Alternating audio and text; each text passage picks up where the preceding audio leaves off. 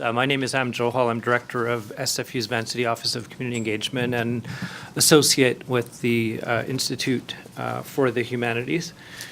Samir Gandesha will be presenting next on the aesthetic politics of hegemony, Machiavelli, Nietzsche, and Gramsci. Most of you know Samir, of course, as the director of the Institute. I can't really imagine the city of Vancouver without the Institute for the Humanities and the long history and important contribution to public life that it makes. And Samir's been the director for a number of years, and as well as being an associate professor in the Department of the Humanities and the director of the Institute. He's the co-editor with Lars Rensman of Arendt and Adorno, Political and Philosophical Investigations, that came out with Stanford University Press in 2012. He's the co-editor with Johan Hartel of Spell of Capital, Reification and Spectacle with the University of Amsterdam Press in 2017, and Aesthetic Marx with Bloomsbury Press in 2017, also with Johan Hartel. In spring of 2017, he was the Lou Bombing Visiting Scholar in Philosophy at the University of Nanjing and visiting lecturer at Suzhou University of Science and Technology in China. So please welcome Samir.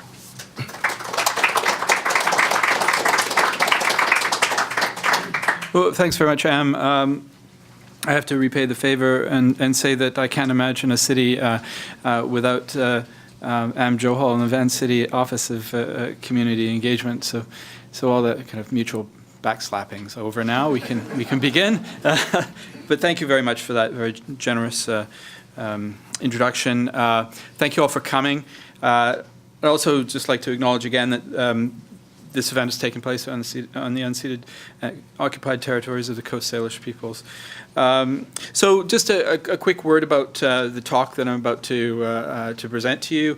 It was something that I prepared as a lecture some 4 years ago. I was invited by my good friend Payman Vahabzadeh, who's a sociologist at UVic, to give a talk in their social and political thought program, and so I prepared this talk on the aesthetic politics of hegemony, and I've I thought I might have a chance to develop it a little bit more, but this has just been such a crazy semester that wasn't possible. So I really welcome your feedback. I do want to, I think, do something with this eventually, but it's still just in a very schematic kind of state right now. I wish I had been able to read Anita Chowdhury's book, The Political Economy of the Senses, prior to writing this talk. I don't think it was available at the time, but I think what she does in her book, in addressing political theory and the kind of opposition, a main opposition within political theory between a kind of materialist critique of politics, critique of political economy on the one hand, and then the more aesthetically driven, affectively driven forms of political thought associated with people like William Connolly, Jacques Rancière, Leclau Mouffe to some extent. She shows how these two positions can be reconciled, and I think that would have helped us in terms of setting this up. She kind of helped me think about what was kind of motivating me in doing this talk. So the paper takes its point of departure from recent skepticism with respect to the viability of Antonio Gramsci's conception of hegemony, a conception that gains, I think, renewed importance in our current conjuncture. The concept partakes of the spirit of the Popular Front strategy of the Comintern that emerged in the context of the rise of European fascism in 1930s. The following words of Gramsci's ring particularly true today in the midst of the deepening crisis of the global neoliberal order, and people have heard versions of this, I'm sure. This is the one from the Prison Notebooks. This is the translation from the Prison Notebooks. The crisis consists precisely in the fact that the old is dying and the new cannot be born. In this interregnum, a great variety of morbid symptoms appear. I think this is very apropos of our current time. I would suggest that one such morbid symptom is the utter lack of direction of the left, which has something to do with its descent into identity politics, whereby the neoliberal struggle for recognition eclipses the very possibility of a fundamental transformation of that order itself. There's some notable exceptions to this. I'm not going to point those out. Maybe we can discuss those in the in the discussion period that follows. It should surprise no one then that a significant dimension of the domination of identity politics on the so-called left has been a concerted movement away from Gramsci's theory of hegemony. Arguably, a reason for this has to do with the fact that Gramsci takes over Marx's idea that the particular class, the proletariat, has by virtue of its suffering a universal interest in human emancipation and abolishing class society. Gramsci suggests that this universality cannot be simply assumed, but must be taken as a matter of politics. This universality must actually be constructed. It's not an immanent logic, or a logic that's immanent to history. The concept of hegemony, therefore, entails a politics of universalization, and there's nothing as out of date today as a kind of universalizing politics. Right? We have a politics of radical particularity and diversity. So the strongest criticism of the concept is that hegemony conceives of consent in far too rationalistic a way. My basic claim in this paper is that Gramsci's conception of hegemony is better understood as an account of the inherently aesthetic nature of the political, which is to say that politics rests upon and seeks to transform a given order of sensibility, what is visible, what is invisible, what can be seen and what remains unseen. I want to suggest that we take the idea of common sense, not to mean, as we use it in everyday language, as something like reasonability, as when we say that such a proposition is sensible, but rather a shared embodied way of perceiving the world, which, while taken to be necessary and transcendent, is in fact contingent and immanent based on situated political and cultural practices. In order to be able to make this argument, it is necessary for me to, one, sketch out a relatively non-controversial account of hegemony in Gramsci, his elaboration of the Bolshevik thesis of Hegemonia into the qualitatively new theory of hegemonia, to quote Peter Thomas's book from 2007, the Gramscian Moment. To suggest how this account doesn't simply turn on the translation of Russian experience of the markedly different set of conditions, translation of Russian experience into the markedly different set of conditions in Italy and the West more generally, but is also based on a crucial interpretation of Machiavelli's account of virtu. And thirdly, that in this interpretation of Machiavelli, Friedrich Nietzsche helps to clarify the relationship between aesthetics and power. For both Machiavelli and Nietzsche, aesthetics and power converge in the way in which political action is to be understood as a kind of form-giving activity. I'll close with some thoughts on how the concept of hegemony might be brought into a productive dialogue with Rancière's notion of aesthetic politics, hinging upon a transformation of a given distribution of the sensible, and how this relates to Marx's critique of political economy. So in the longer talk, I go through a kind of short and dirty history of the concept of hegemony, as I understand it, in the English-speaking world, looking at its reception in New Left Review, for example, attempts to use the concept to understand the peculiarities of the English, as Perry Anderson says, the role of Gramsci and the concept of hegemony, and the emergence of cultural studies in the Birmingham School, and the role of Stuart Hall in trying to use hegemony to understand the rise of Thatcherism and the forging of a new kind of common sense, a new sort of passive revolution, and so on. Perry Anderson's own antinomies of Antonio Gramsci, the critique. Then, of course, there's also Leclau and Mouffe's post-structuralist interpretation of Gramsci. That's all in this kind of history. But I'm going to skip over that and just go to three main kinds of critiques of Gramsci. So three important contributions to challenging the privileged role of the concept of hegemony, or what has been called the hegemony of hegemony, within the vocabulary of radical politics, are books by subaltern studies social historian Ranajit Guha, sociologist Richard Day, and Latin Americanist, from across town, John Beasley Murray. All three contributions situate their attempted break with the conception of hegemony in the transformed historical circumstances of late capitalist modernity.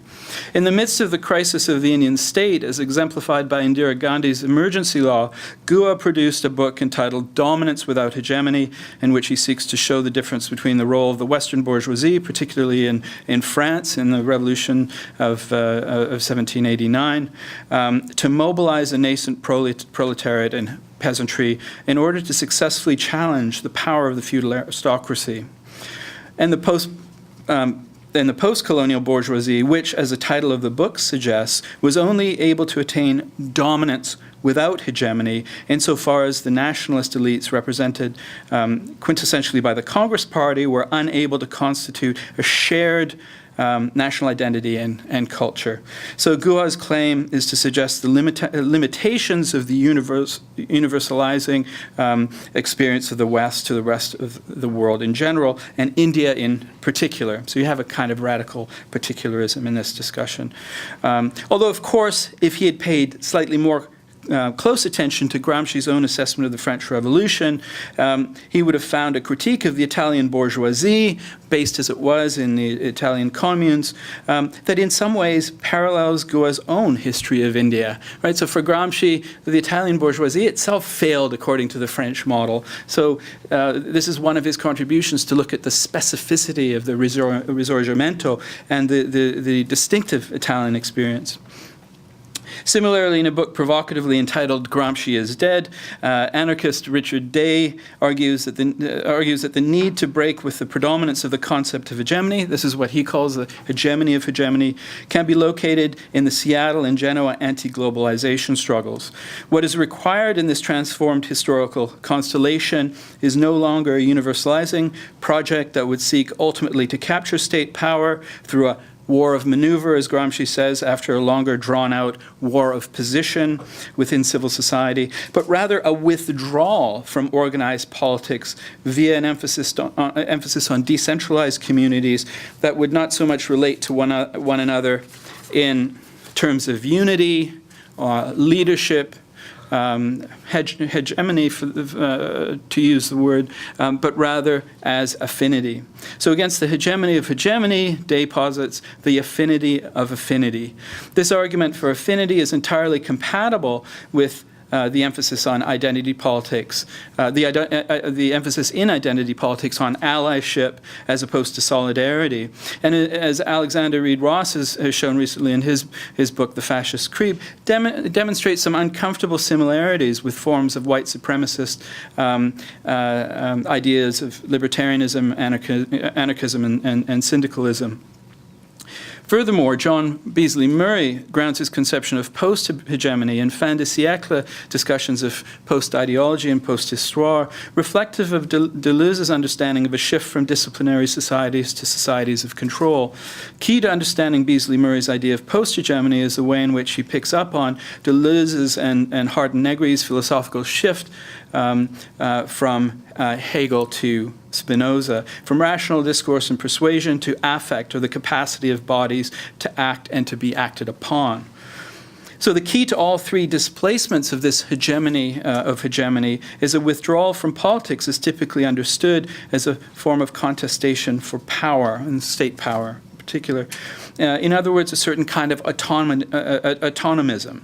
In Guha's account, it is the irreducible particularity of the East, whose logic of development and culture was radically different from that of the bourgeois experience of Europe in the 17th and 18th centuries. According to Vivek Chibber, such an argument rests on a fundamental misunderstanding of the difference between real versus formal abstraction of labor in the Indian context.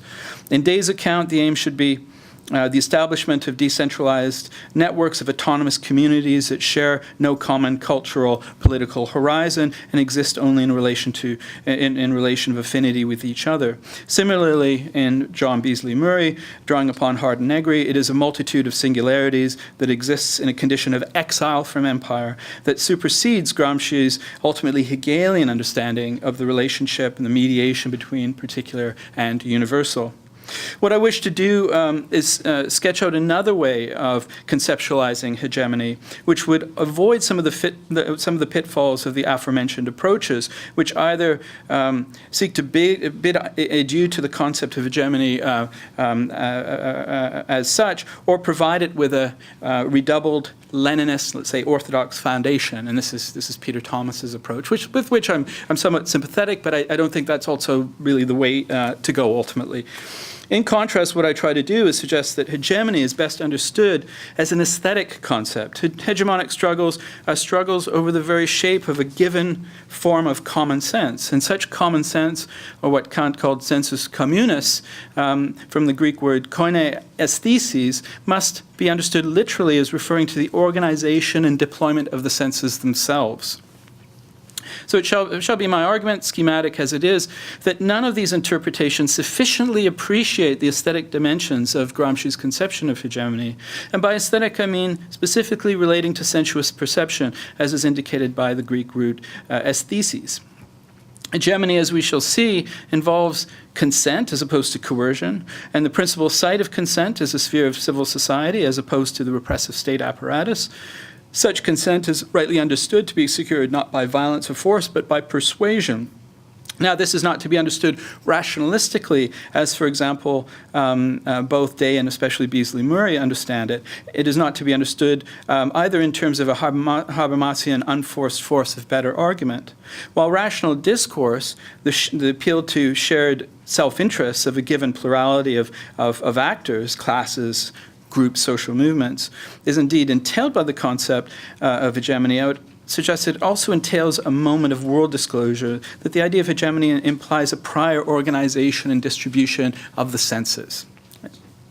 So before I turn to a discussion of Gramsci's Machiavellian Moment, I just want to provide an abbreviated discussion of the concept of hegemony itself from the section of the prison notebooks entitled The Modern Prince. It is here that Gramsci discusses the organic and conjunctural crises of the social formation, as well as the resulting balance of forces within which hegemonic politics are organized and to be situated. So it's a very long quote, and probably in the back of the room it's going to be very hard for you to read. So I'll read a bit of it so you get a sense. So a third moment is that in which one becomes aware that one's corporate interests in their present and future development transcend the corporate limits of the purely economic class and can and must become the interests of other subordinate groups too. This is the most purely political phase and marks the decisive passage from the structure, the economy so-called, to the sphere of complex superstructures. It is a phase in which previously germinated ideology come into confrontation and conflict until only one of them, or at least a single combination of them, tends to prevail, to gain the upper hand, to propagate itself throughout society, bringing about not only unison of economic and political aims, but also intellectual moral unity, posing all the questions around which the struggle rages, not on a corporate, but on a universal plane, and thus creating the hegemony of a fundamental social group over a series of subordinate groups. Okay, this is in a sense the hegemonic moment that Gramsci describes after a long discussion of corporate, narrow sectional interests and then class-wide interests that still remain at an economic level, to now the moment of politics, where particular interests are actively universalized. So this is really the gist of it. And what I really want to flag here is that he's discussing this in close parallel with, close succession to a discussion of Machiavelli. And I think this is really, again, another one, maybe a little bit easier to read. Gramsci states here, Machiavelli is not merely a scientist, he is a partisan, a man of powerful passions, an active politician who wishes to create a new balance of forces and therefore cannot help concerning himself with what ought to be, not, of course, in a moralistic sense. Hence, the question cannot be posed in these terms. It is more complex. It is one that is to say of saying whether what ought to be is arbitrary or necessary, whether it is a concrete will on the one hand or idle fancy, yearning, daydreaming on the other. The active politician is a creator and initiator, but he neither creates from nothing, nor does he move into the turbid void of his own desires and dreams. He bases himself on effective reality, but what is this effective reality? Is it something static and immobile, or is it not rather a relation of forces in continuous motion and shift of equilibrium? Okay, so this is Gramsci talking about Machiavelli, but he's talking about Machiavelli as almost like a trans-individual actor, having to address a particular conjunctural crisis. And indeed, what he's thinking of in terms of the modern prince, as some of you may already know, is the role of the Communist Party in terms of organizing a certain kind of consent, organizing a certain form of hegemony. Right? So I just want to give you a sense of how important Machiavelli is in his thinking through of hegemony and his thinking through of concrete Italian politics in the 1930s. Okay, so back to the second part of the paper entitled Gramsci's Machiavellian Moment. The concept of hegemony, in my view, must be understood less in relation to the Bolshevik experience and in relation to Gramsci's reading of Machiavelli. And of course, remember one of the things that Gramsci says about Lenin and the Bolsheviks, the Russian Revolution, is that this was a revolution against capital, right? Against a particular mechanistic understanding of historical and social lawfulness. Machiavelli's transformation of the terms of political discourse, his contribution to the overturning of the vita contemplativa, or the life of contemplation, via the vita activa, or the active life, is key to Gramsci's understanding of hegemony as both a kind of form-giving activity, a kind of poiesis, as well as a certain kind of sensual perception of the world, or aesthesis. Nietzsche elaborates such a transformation in what he calls will to power. Will to power, I'll suggest in a moment, anticipates the conception of hegemony insofar as it is a linguistic, cultural stabilization of sensation and intelligible, meaningful structures. It comes as a little surprise, then, that Gramsci is led into a consideration of the significance of Machiavelli, for whom the question of the conditions of agency, as J.G.A. Pocock has shown in his landmark study, The Machiavellian Moment, is the key question. What Pocock calls the Machiavellian moment can be understood in a threefold sense. First, it is a study of Machiavelli in his own historical context, the Renaissance. This moment, in Pocock's view, quote, asserted that certain enduring patterns in the temporal consciousness of medieval and early modern Europeans led it to the presentation of the Republic and the citizens' participation in it as constituting a problem in self-understanding, with which Machiavelli sought to come to terms.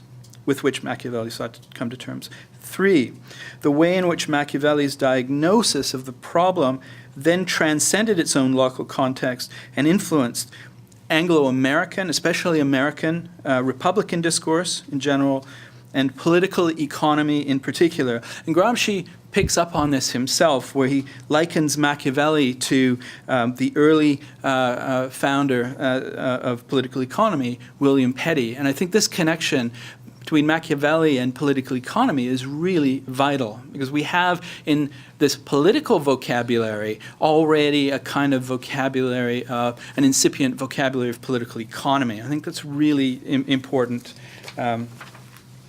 So this was the case precisely because in his own political theory, Machiavelli was himself trying to effect a decisive break with the legacy of Platonic philosophy, which, as Hannah Arendt has already indicated, is not so much a political philosophy as it is a philosophy against politics, right? A philosophy or a kind of political philosophy that wants to make the world safe for philosophy and for philosophers. And that has to mean negating the political.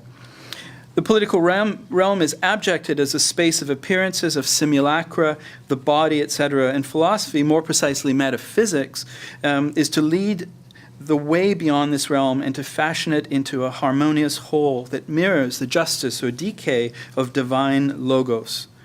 Platonism takes the form of a dynamic synthesis between the Parmenidean and the Heraclitean conceptions of being as enduring presence on the one hand, and constant change and flux or becoming on the other.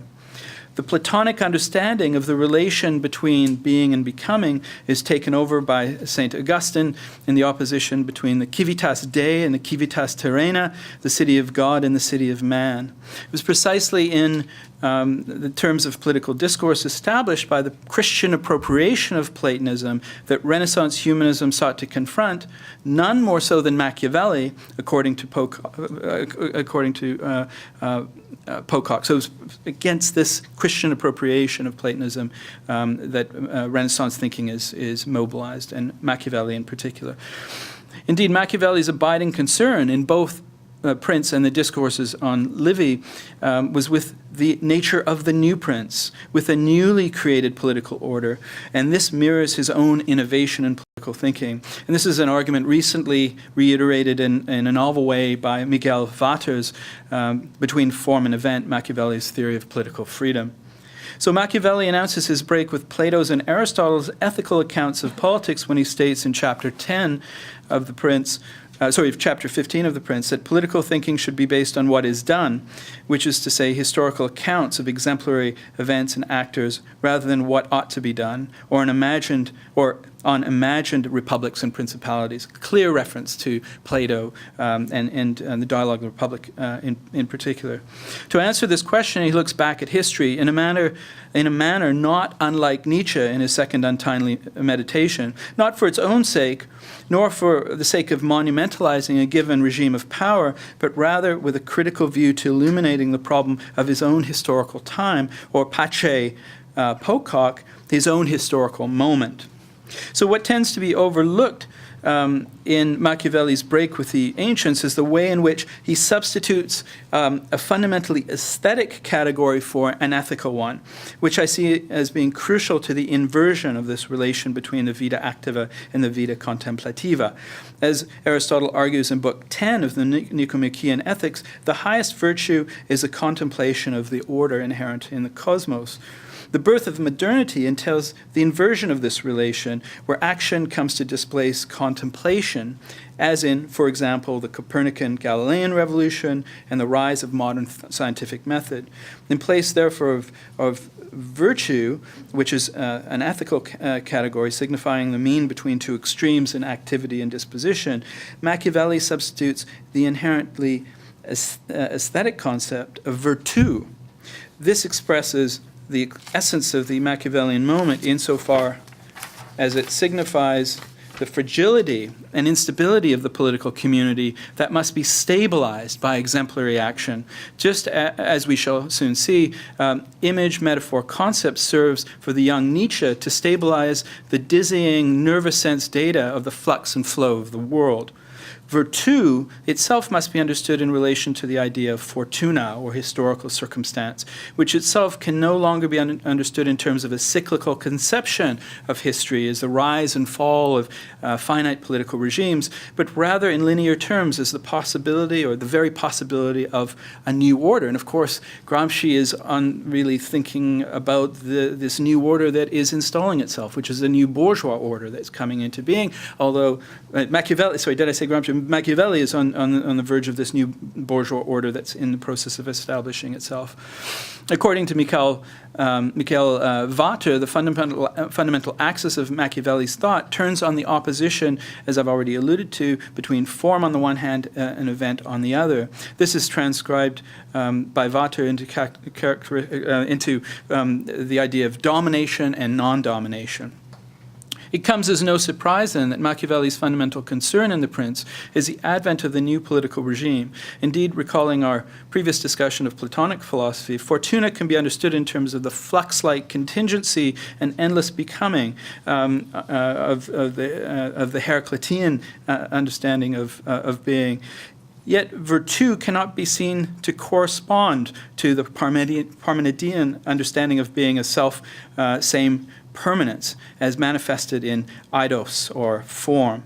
And indeed the erotic relations between these regions. Indeed, as Heraclitus uses the metaphor of the river to suggest an account of being as perpetual change and transformation that at times can threaten to rush out of control and destroy those who draw too closely. Machiavelli also uses Heraclitus's river metaphor to suggest the unpredictable, contingent, and potentially overwhelming nature of fortuna. Virtu is the ability through foresight and decisive, at times violent action, to keep her in check. It is the ability to forestall the decay and decline of a given political regime, which the Greeks saw as inevitable. More specifically, form-giving activity, as for Machiavelli, consisted in building fortifications in advance to be able to channel and control the deterritorializing temporal flux and flow of ceaseless becoming that congealed in this metaphor of the river. In a passage that will be of decisive significance, I think, for Gramsci, Machiavelli states at the beginning of chapter 25 of The Prince, and I quote at length, and maybe you can see this a little bit better, nevertheless, that our free will may not be altogether extinguished, I think it may be true that fortune is a ruler of half of our actions, but that she allows the other half, or thereabouts, to be governed by us. I would compare her to an impetuous river that, when turbulent, inundates the plains, casts down the trees and buildings, removes earth from this side and places it on the other. Everyone flees before it, and everything yields to its fury without being able to oppose it. And yet, though it is of such a kind, still, when it is quiet, men can make provision against it by dikes and banks, so that when it rises, it will either go into a canal, or canal, or its rush will be not so wild and dangerous. Elsewhere, Machiavelli understands the construction of these structures in terms of establishing good foundations, without which the prince is certain to be ruined. And the chief foundation of all states, whether new, old, or mixed, are good laws and good arms. As I shall discuss in a moment, this notion of building dikes and banks so as to forestall the chaotic flux and flow of history can be seen to inform Gramsci's notion of the operation of hegemony as a kind of architecture, as a building of all kinds of trenches, earthworks, and fortifications of a given historic block within civil society, insofar as they constitute the common sense, or an unquestioned set of assumptions through which the world is perceived. Common sense has its own historicity, yet seems to function like a categorical, transcendental, and therefore necessary schema. Indeed, the very recognition of the historicity of the apparently transcendental is a hallmark of what Gramsci calls good sense. What I'd like to emphasize here, and what becomes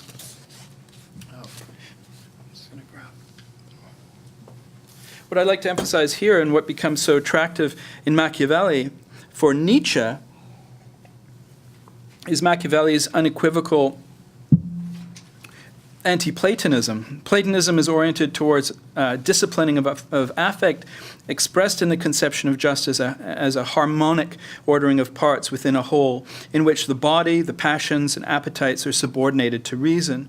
Machiavelli, in contrast, argues a notorious passage in which he makes what he implies in the passage that I just stated explicit, that fortune or fortuna is a woman, and the definitive interpretation of this idea of fortune or fortuna as female is given by Hannah Pitkin in her famous book by that same title, that the prince had better be, quote, impetuous rather than cautious, for fortune is a woman, and it is necessary, if you wish to master her, to conquer her by force. She is always a friend to the young, because they are less cautious, fiercer, and master her with greater audacity. So clearly, it's probably the strongest and most offensive statement of masculinity as a principle of political action in the history of political thought. So Machiavelli's key divergence from Plato and Aristotle, as I've already suggested, then lies in specifically this inversion of the vita activa and the vita contemplativa. For the Greeks, the contemplative life was elevated over action because being was understood as enduring presence, eidos, that either, as in the case of Plato, stood in distinction from the sensuous world of appearances, or an enduring presence within the fourfold causality within the world of appearance, as in Aristotle. With Machiavelli, this changes quite dramatically in ways, as I shall suggest shortly, that are both magnified and developed by Nietzsche's notion of will to power. With Machiavelli's elaboration of the concept of virtu, action comes to be elevated over and against a life devoted to quiet contemplation. If, for Plato, matter was but an imperfect copy or simulacrum of an unchanging eternal form, or, as in Aristotle, things were to be understood not as an imperfect instantiation, eidolon of form, but was to be understood as consisting of matter that was always already informed, to be always understood in terms of formal, material, efficient, and ultimately final causes, as he outlines in the Metaphysics. For Machiavelli, virtu was the capacity to engage in form-bestowing activity. So in other words, a certain kind of labor, a certain kind of relationship to the world that entailed transformation.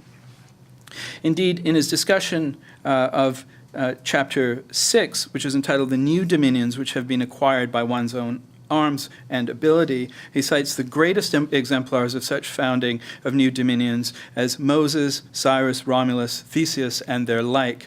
They are such because rather than simply relying on good fortune, they relied on their virtu, their impetuous, affective, form-giving capacity. Above all, it is Moses who is the true exemplar, as according to Machiavelli, he had so great a master.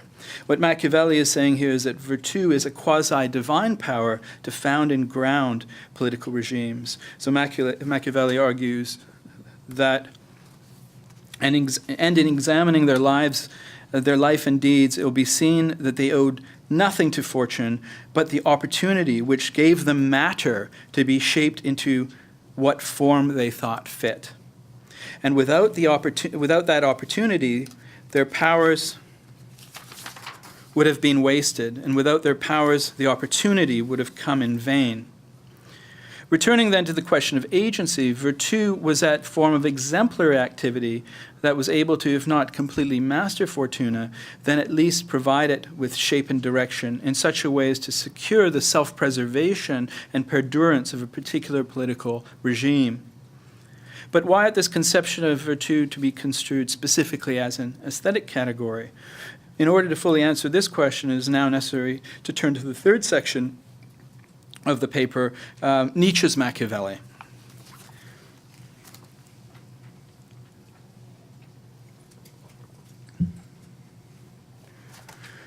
So Machiavelli hints at an answer to the question of why virtu was to be considered above all an aesthetic category when he suggests that virtu is a kind of form-bestowing activity that enables a prince to master historical circumstance.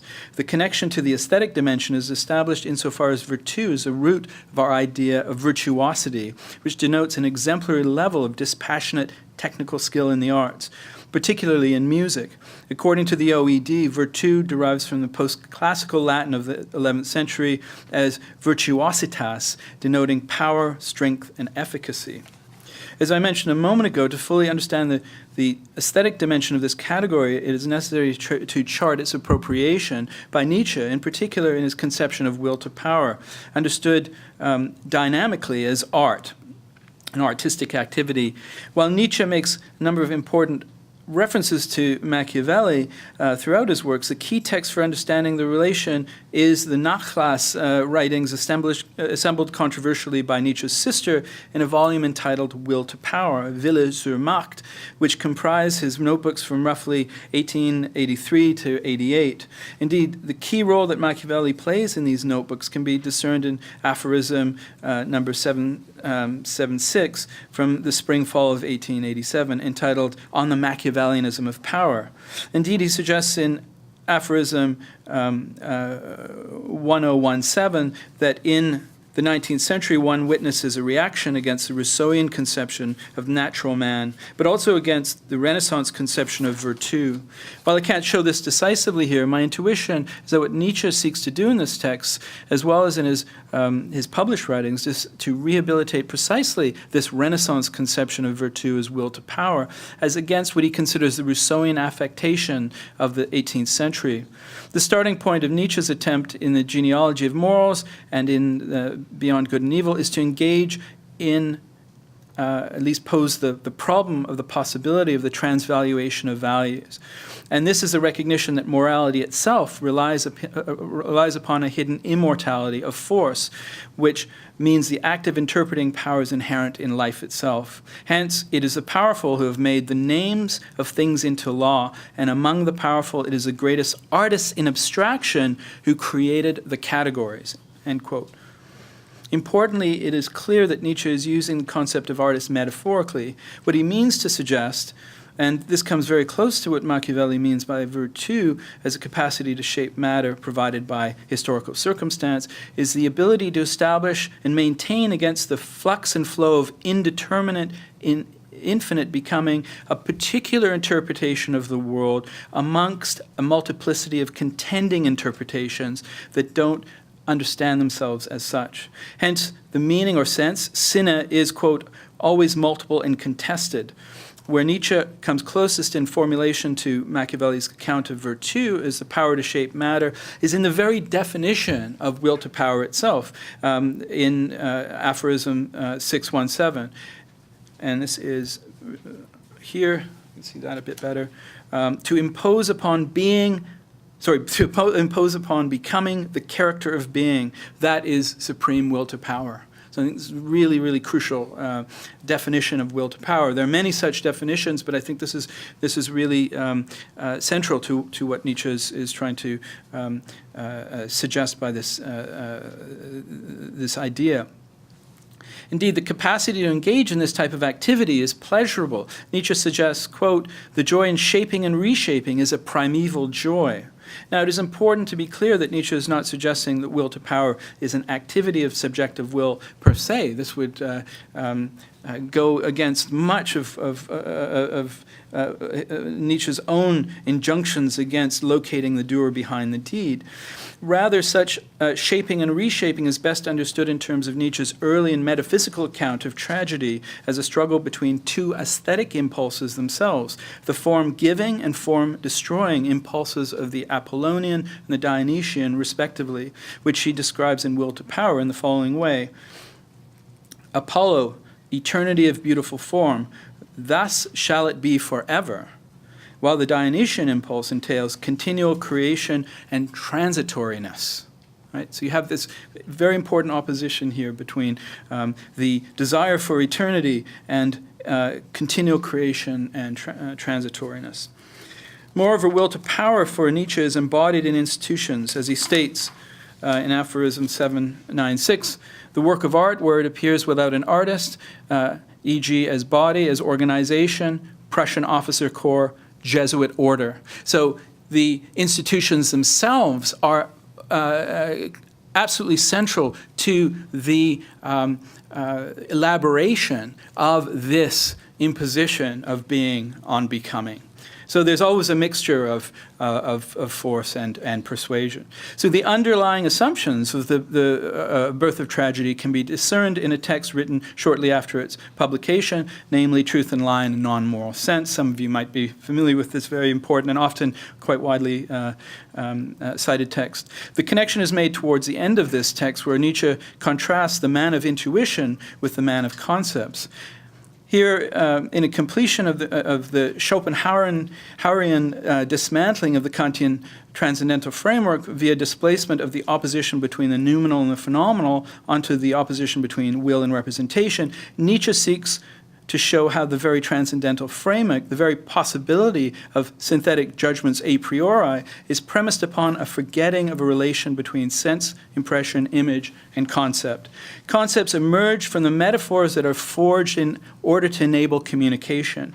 Yet the metaphorical nature of language, meaning the split or non-necessary relation between signified and signifier, is forgotten in the course of time, and such a non-necessary relation is taken to be necessary, and therefore a condition for the possibility of truth. Another way of saying this is what Kant calls, in the third critique, reflective judgment, or the generation of a universal concept out of a particular is taken for a determinate judgment, or the subsumption of a particular under an already given concept. As Nietzsche says, and this is a quote that might be familiar to you, what then is truth? A movable host of metaphors, metonymies, and anthropomorphisms. In short, a sum of human relations which have been poetically and rhetorically intensified, transferred, and embellished, and which, after a long usage, seem to people to be fixed, canonical, and binding. Truths are illusions which we have forgotten are illusions. They are metaphors that have become worn out and have been drained of sensuous force.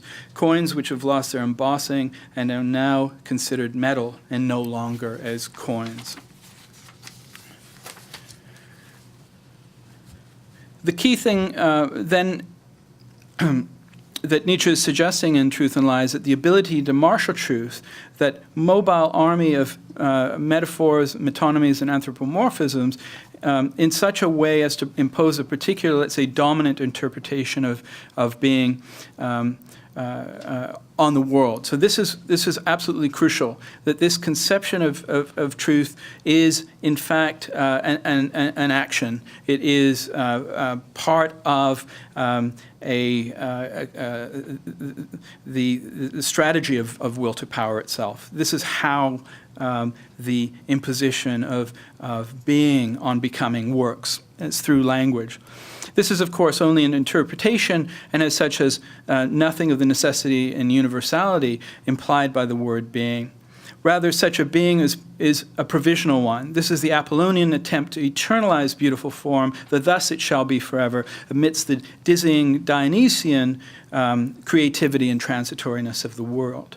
The key idea here is that what is true in any given historical period is a particular ordering of stabilization of the sensible, from which metaphoricity itself emerges, and which in turn shapes our common sensibility.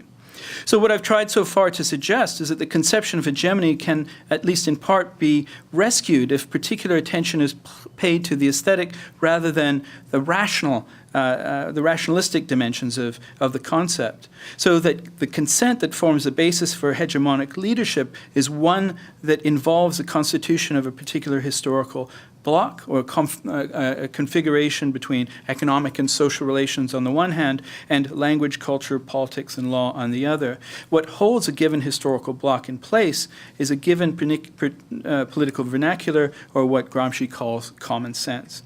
As I suggested at the outset, common sense is both a form of reasonability, practical rationality of given community located in a particular space and time, but also more literally, a common way of perceiving the world through the senses, the participation within a common frame of the visible and the invisible, the sayable and the unsayable, that sets limits or bounds to that form of reasonability.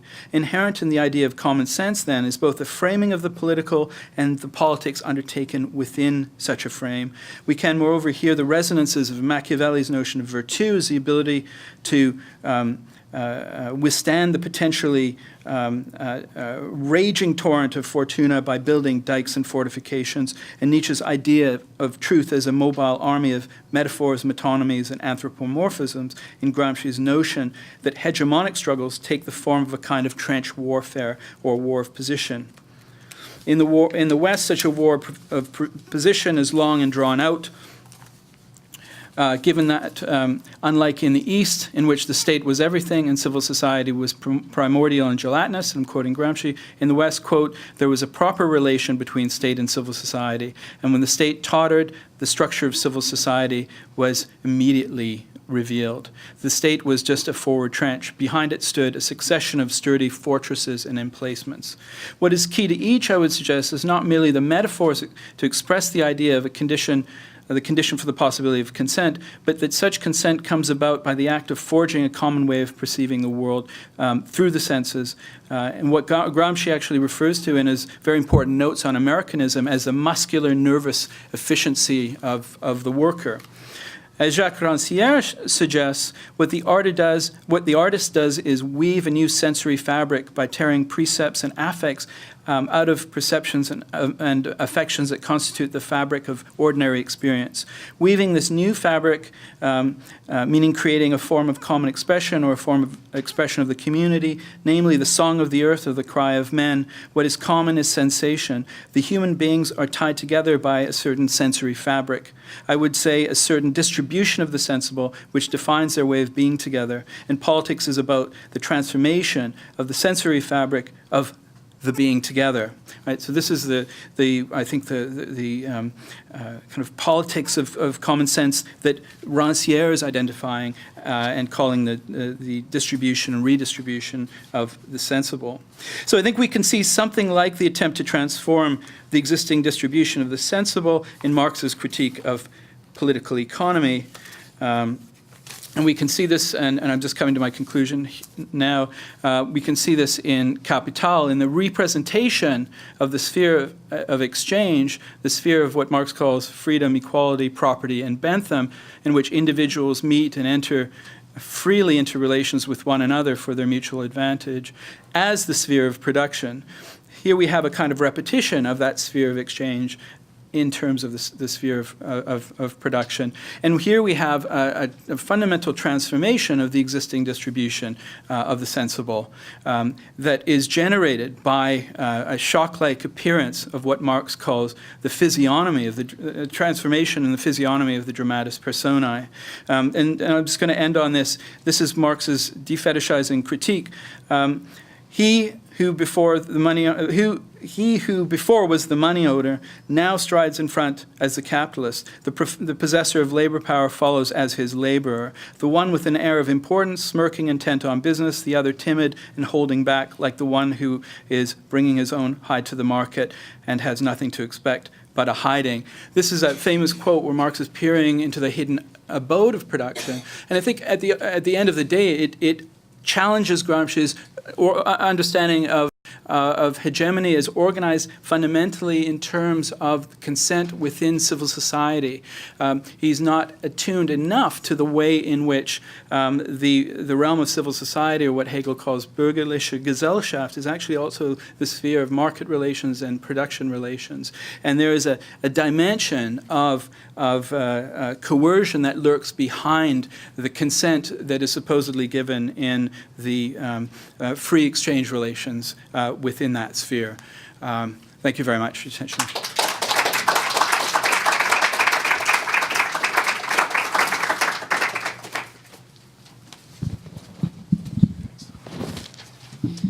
Thank you very much, Samir, and for bringing back some Gramsci as well. My own experience with Gramsci was in the late 90s with Michael Ames, the former director of Museum of Anthropology, co-taught a course with Jim Green, and it was an urban field school in anthropology, but really it was a community organizing class built around their work. So we have about 20 to 30 minutes for conversations and questions for Samir.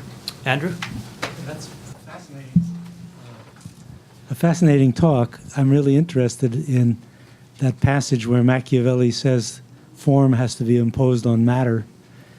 That passage, the earlier parts of the passage where he talks about Moses and Lycurgus and the whole gang, is very interesting because it poses the problem of the first generation. How do you change a society given that all its members grew up under the very world you're trying to abolish and replace? And his answer is, these guys were smart. They knew they couldn't convince people rationally, so they made up religions.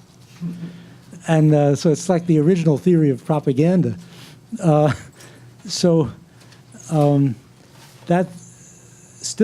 leaves the question of how they imposed the religion And he hints at some divine intervention.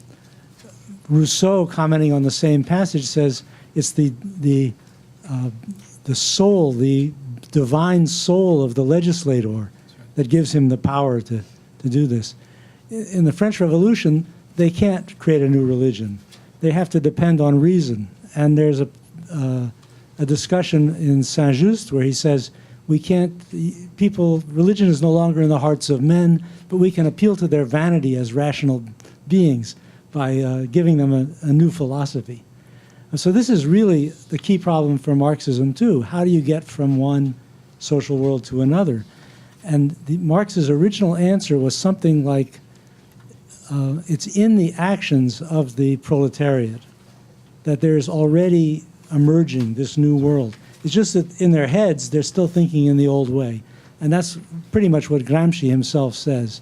The common sense that is the product of bourgeois society needs to be replaced, but it can be replaced only because the actions of the proletariat are in contradiction with their thoughts. And we, the Communist Party, have to resolve that contradiction. So that's perhaps a different way of going through the same logic that you're going through. This is not a rationalistic scheme. I agree with you completely. But it's more a question of action than sensibility. But, you know, I'd be curious about your reaction to this alternative. Yeah. Okay. No, I think that's great. The first thing that I'd say is that the key text that I was using to describe the concept of hegemony is a modern prince. And so, you know, as I said, Gramsci wants to think of the Communist Party as precisely that, as the modern prince. And he thought of the party as embodying a certain kind of mythological structure. He was learning a little bit from Sorel here. So there's already another dimension of the non-rationalistic dimensions of hegemony present there. So I think that's part of the answer. But he's also a good kind of post-Hegelian through Croce, right? And so education plays a very important role. And I think it is the education of the senses in a way, insofar as so much of his discussion of, say, institutions, organic intellectuals, the role of folklore. I mean, Eric Hobsbawm goes into this a lot. That folklore itself, the stories that people tell themselves are reified forms and forms that express nothing so much as their own domination and deference in a particular hierarchy, but they also have moments of resistance. So how can we transform those elements, sort of reconfigure those elements that are already there into a more active kind of politics? So I think those all play a role. But I think at the end of the day, you know, what these all amount to is a transformation of common sense, the taken for granted, you know, the transcendental structure of our perception of the world into what he calls good sense, and that means an awareness of historicity, like I think all Western Marxists, Gramsci's, even if he doesn't use a term, he's profoundly preoccupied with the problem of reification, and the idea of common sense is really the embodiment of reified forms as they, you know, to use a Habermasian formulation, colonize the life world. So it's about transforming those reified forms into something quite else. And I think that's you know, it's transforming the existing instantiations of practical rationality, but also fundamentally transforming sensibility. I wasn't able to go into more detail, but his comments on Americanism are really interesting, because what he sees in Americanism is a kind of total form of life. You have in Europe these different layers, and you have you know, parasitic classes, and the machinery of capitalism is so inefficient. But in this new land, you have almost a pure form of capitalism where the common sense of this order penetrates so deeply, and not just into the minds of the worker, but into their very bodies. The organization of labor through Fordism. That's creating a kind of sensibility, right? A kind of sensibility that inhibits radical transformation on the part of the workers, unlike what Marx thought, right? Clearly, in the Communist Manifesto, the idea, of all that is solid melts into air, Marx is really talking about the senses, right? So finally, men and women will see and face the real conditions of their life. I mean, that's a form of sensibility. Oh, thanks. I have Philip, Sanem, then you, and then you. I think you do a great job of bringing together this wide constellation of figures around the concepts and really opens them up. Just 3 quick points. One of them about the Machiavellian moment, one about the founding of new states, and the other about the aesthetic dimensions around hegemony and common sense. First, the Machiavellian moment is clearly another version of the concept of conjuncture. And in essence, if one reinterprets Lenin, or Illich as he calls him, around that, it all becomes a question of having a nose for the conjuncture and what's possible and so forth at any time, rather than adhering to a particular outlined ideology and what is to be done or something like that. So, in essence, this is another example of expanding concepts that are seen as narrowly Marxists by finding affinities and affiliations with other concepts and seeing essentially that you're talking roughly about the same thing. At the same time, this notion of the conjuncture is precisely what's absent from Leclau and Mouffe when they try to utilize Gramsci as a series of arbitrary articulated chains of meaning that come together at a particular point, and it could be other ones. It takes it out of the whole roughly formatted narrative of capitalism, whatever that is, at the moment. So there is no conjuncture in their work. 2, on a foundation of new states, again, expanding that concept, that is essentially the same as that what Lenin is talking about, a dictatorship of the proletariat. It's the same as Reconstruction. It's the same after 1945 in Germany. It's a period of a transition where some of the people are going to oppose the new transition, and one has to have a strategy on how to deal with that. So rather than narrowing in and bunkering in around our own concept, a more comparative approach that looks at what is done in all of these situations and what wasn't done in the case of Reconstruction with the Ku Klux Klan and what the particular consequences are at the moment, will give us a much more sober thought about what sort of actions are acceptable, or ethical. And 3, on the notion of the aesthetic politics of hegemony, and I'd like to move it away from a sculptural and hylomorphic conception that's more Aristotelian towards a literary notion, going back to Gramsci's idea of the difference between common sense and good sense.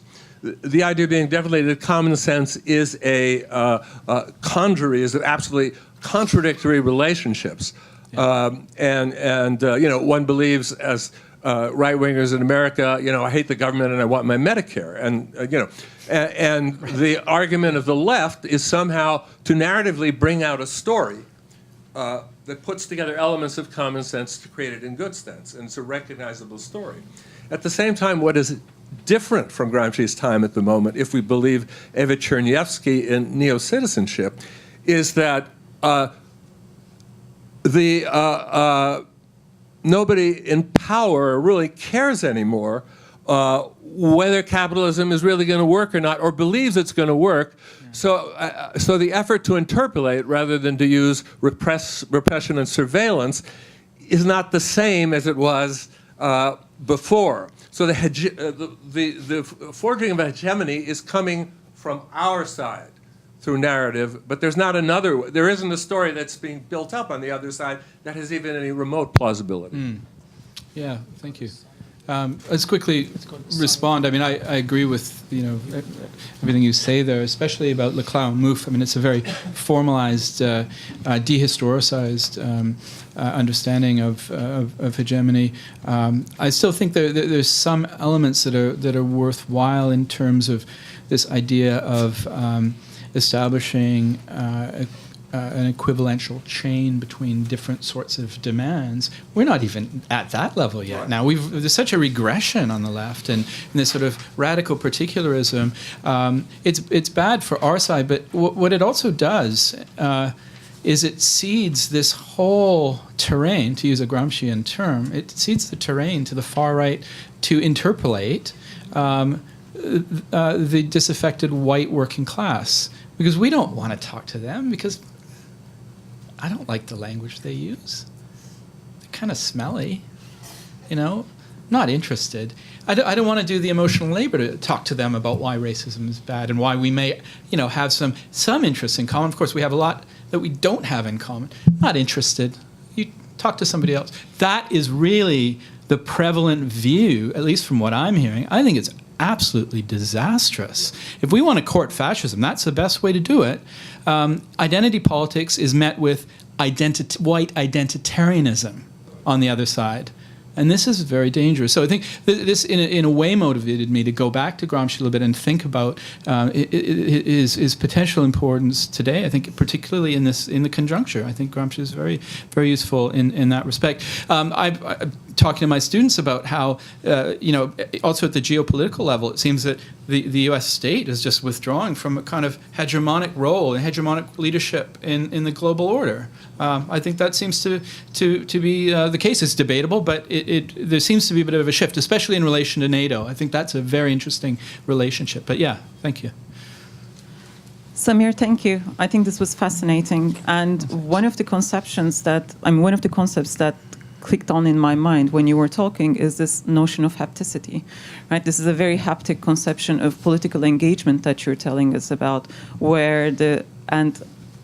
it's a contrast to that. The identity politics is all about distantiating yourself, and just like you were discussing right now, these are smelly, let other people go and talk with them. So the more you distance yourself, the more identity politics work. But I mean, if hegemony if we are going to understand it as aesthetic, and if it is a form-giving activity, and if it is haptic, then how does it tie into universalizing things? I think that is the part. I mean, if you agree with me that this is haptic, and also to read Nietzsche through metaphors, metonyms, anthropomorphisms, also as part of that language building that hapticity, especially in relation to poetry, for instance, we were discussing earlier this morning. Yeah. But then how are we going to go to universalism from there? Because on the one hand, it seems that where you touch is a radical, it's very particular, and it is radical particularism maybe Guho is talking about. Who is talking about?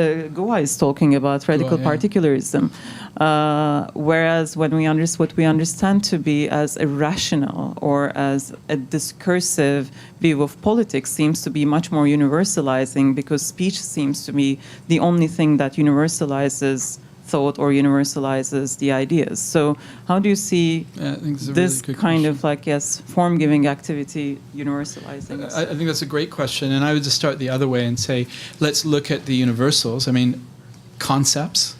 Language itself embodies a certain kind of universality. Words are signifiers themselves are universals insofar as they're detached from particular signifieds. So already, in order for us to have a kind of relationality, we use universals, right?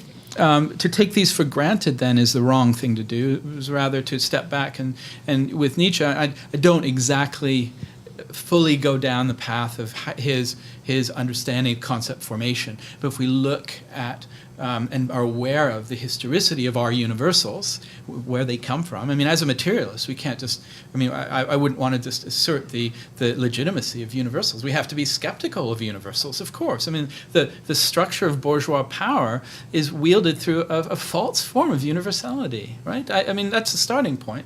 But we need to build a different form of universality, right? One in which our interests are genuinely reflected. I think that's got to be some notion of the future. If it's all going to be particularity, maybe that is the ultimate aim of communist society. But even then, I think what Mark Novak said was really good in terms of how do we find the relationship between the first person singular and first person plural. How do we articulate forms of community that are respectful of our particularity, singularity, but also can form the basis of community. Now, how does this actually work? I mean, I am very struck by, I mean, in these moments of historical urgency, we look at history in somewhat different terms, and I'm always thinking back to the 1970s. I mean, people are quick to say this is a Weimar period, and the brown shirts are marching. It's not quite that. But in the 1970s, prior to Thatcher coming into power, the National Front and British movement were really on the rise and on the march, and it was about a refugee crisis, right? In 1973, 1972, 1973, Asians being kicked out of East Africa arrive on the shores. And there is a similar kind of refugee crisis at that time. So what do you have in response to that? You have the anti-Nazi League. You have the International Socialist Organization. You have you have Rock Against Racism, where new spaces are created where this kind of haptic relation can happen. People are brushing up against each other. People who, into reggae, punk, ska forms. It seems kind of quaint today, doesn't it? But I think there's a lesson there. We're nowhere near that kind of a situation today where everybody is withdrawing and in a process of exodus, not just from the dominant capitalist order, but from one another. Right? And there's a huge weakness there that wasn't there in the 1970s. And why is that important? Precisely, it creates a new form of sensibility. New musical forms are created, new relationships are forged, new possibilities for emergent kinds of communities. That is nowhere to be found today, at least from what I can see. Maybe somebody would like to persuade me otherwise, but that's what I also mean by new distribution of the sensible. New people, new actors, new forms of political subjectivity are created in those haptic spaces. I would just say, we have a Black Lives Matters and Me Too. Okay, well, we can talk. Yeah, thanks. We can talk about those, yeah. So thank you, Samir. I really appreciated the close readings that you were doing, really. And I had a question just about what I saw as two different senses of aesthetics and of aesthetic politics that I think are at least somewhat in tension with one another. And I think you can even see it in terms of the way that you were deploying Nietzsche. On the one hand, talking about this aesthetic politics of hegemony in terms of a form giving, right? Activity. And then on the other hand, these passages that you were reading from The Will to Power, but I think also, or actually on Truth and Lies. Yeah. And then also I think in the Genealogy of Morals, for sure, in the second and third essays, you have this sense of the forgetting, right, that you were talking about in the production of truth. And I think those are two different senses. And I think in the sense of forgetting, and I think Nietzsche really emphasizes this in the Genealogy, it's really the forgetting of sensation in a way that allows us to continue on in a way with this hypnotic capitalist labor, which is, he doesn't talk about it quite in that way, but I think, the anesthetization essentially that we have to undergo aesthetically in order to participate in society. And I think these, on the one hand, a form giving, on the other hand, a kind of forgetting, a constant forgetting, and really a constant anesthetizing activity, I think are very different. And I saw you as really emphasizing the first, and I think maybe the form giving. way of talking about aesthetics. And maybe that's an effect of living in the Trump era. I don't know. But the truth is, I think that the other side is equally important, if not more so, which is the constant we have to be constantly mining, actually, the things that in our aesthetic experience we are forgetting, and that we are anesthetizing ourselves too. And I think I'm just curious as to, how you would think about that. That's really helpful comment. So I think that in Nietzsche, the problem of forgetting is really complicated one, isn't it? And I think that what I'm trying to suggest, in fact, is that there are these two dynamics, really, the Apollonian and the Dionysian. Dionysian dimension is oblivion. It's oblivion of the subject. It's this destruction of form, and that's met with the Apollonian, the form giving and the moment of oblivion. But that doesn't figure in quite the way that you're suggesting it should. And of course, you're very mindful of the problem of reification, and all reification is a forgetting. But Nietzsche, for him, forgetting has its uses, right? The act of forgetting is very important for him. And also, the very faculty of memory comes into existence to remember debts. And we're, as I said earlier this morning, I mean, we're in a historical conjuncture in which what's weighing most heavily upon most of us, it's a debt. It's a problem of debt. It's a problem of guilt, and our constant remembering of and mindfulness of our debts is precisely that which is inhibiting the possibility of our acting together as a collectivity. So I think there something like a politics of debt forgetting and forgiveness is something that could be generated from a reading of Nietzsche. But as for mining our aesthetic experiences, without a doubt, and I think here Adorno is really important in terms of musical experience, right? The regression of listening is precisely the inability to undertake a kind of structural listening, which means a listening that is so profoundly focused on the temporal unfolding of the piece, that it holds, both the past, the present, and the anticipation of the future together. And I think that would be exactly how I would want to go about thinking about mining aesthetic experiences. So, yeah. But thanks. We've got time for two more questions, yours and then Hilda. Thank you very much. Very good presentation. Thank you. At the beginning of your presentation, I started thinking about changing modes of production, historical materialism, Right. and social formations. And that within a society, you have these different social formations. And the work of Gramsci and others probably occurred at the upper echelon, and not necessarily filtered down. And possibly within the other social formations, let's say the less developed, you may have a less developed sort of activity of change and reform going on as well. I'm wondering what you thought about it. Oh, that's a great question, because in fact, Gramsci was particularly aware of the combined and uneven development of the Italian social formation. He came from the South, from the underdeveloped South, and he started his political career as a kind of agitator, a journalist who was a kind of Southern separatist. He thought the South had to stand on its own against the developed northern part of Italy. And then, as he developed his perspective, he realized that the Southerners, the largely rural Southerners, had allies in the northern Italian working class, and his whole politics changed and became a Marxist and a communist, and one of the co-founders of the Italian Communist Party. But he kept in mind, always never forgot where he came from, and was very much interested in a kind of politics from below. And he theorized the idea of the organic intellectual. So in the organic intellectual, you precisely have somebody who is mindful of the life world and the living experiences of the people, what he called the subaltern classes, those who are the lowest of the low, which Marxism has tended to see as deviant and as criminal and as undermining, always the revolutionary potential of working class. Gramsci didn't have that view, and I think this is his real value. So that's a great question. Thank you. Yeah. Hilda next.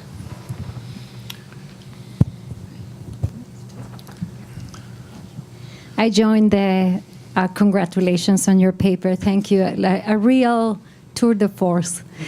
I wanted to ask you about this form of the sensory fabric for being together.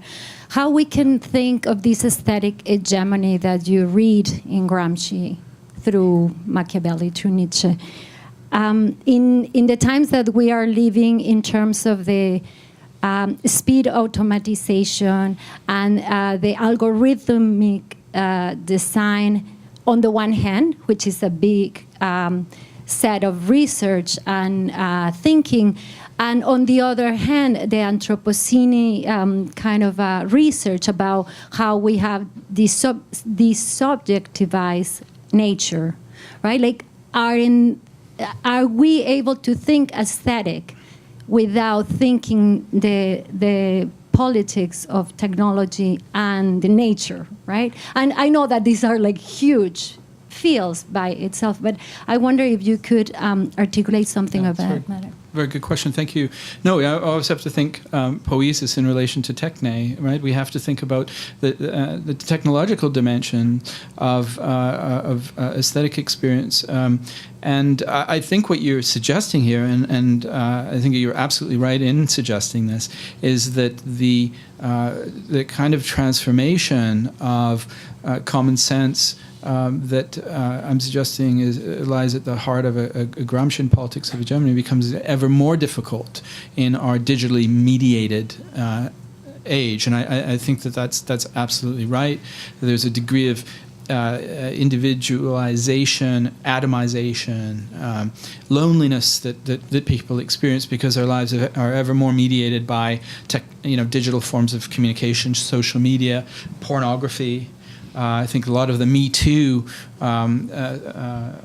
situation has to do with the way in which these forms are pervading our life world. So it's absolutely right. But there are also countercurrents as well, and I think one of the key contradictions and key forms of negativity in Marxism is always this contradiction between the forces of production, the relations of production, and forces of production include the technological forms by which nature is transformed, that mediates our metabolic relation with nature.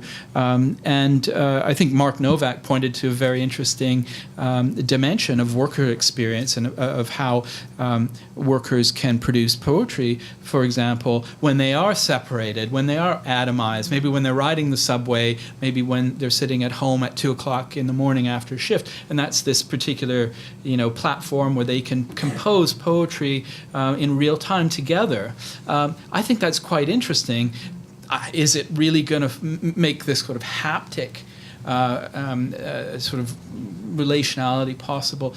Well, I don't know about that. Maybe when the poetry is done and then poetry readings and sort of institutional spaces that can be forged in which the work can be appreciated and criticized and developed further. That's another question. But yeah, these are the crucial things that have to be worked through. Last point on this question. I think Angela Nagel's book on the alt-right is very interesting in terms of suggesting how these digitally mediated spaces, Tumblr on the one hand, and was it 4chan on the other, which is where you have this kind of opposition, establish a new sort of polarization between so-called social justice warriors on the one hand, the alt-right on the other. This has to be taken very, very seriously. There are new forms of political expression, really quite extreme forms of misogyny and racism that are being enabled by technology. You don't see these, you didn't used to see them so much in the public space. They've in a sense caught fire on these platforms, and now they're starting to migrate into the public space, which is very dangerous. Again, a need for some kind of a response to this. But I don't, I think that's where more work needs to be done. Yeah, but thanks. There was one question in the back there, which is going to have to be the last one. If it could just be a brief one and a brief answer, and we will close after that. Hi, thanks, Samir.